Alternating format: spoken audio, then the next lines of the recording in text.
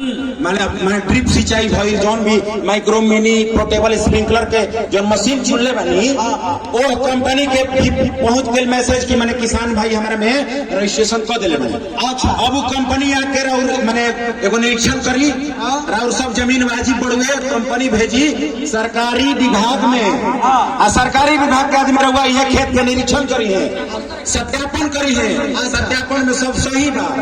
5 दिन के अंदर अकाउंट में पैसा आ जाए बहुत बढ़िया बा ठीक नो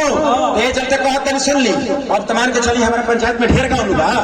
यहाँ के लेकर हम जाते नहीं दूसर गाँव में अब पुरानका पद्धति भूला जाई पानी के बर्बादी कम करी नयका पद्धति जो आइल बढ़े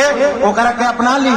ठीक नो इहे बनैबे करब जाब हमनी के। हाँ तो जल्दी जल्दी जाए सब रजिस्ट्रेशन करी ये खुशी का मौका पे वो गीत रो सब गाई जाए। अरे हाँ कहे ना कि हमर भाई को ये एगो योजना ले ले भैया योजना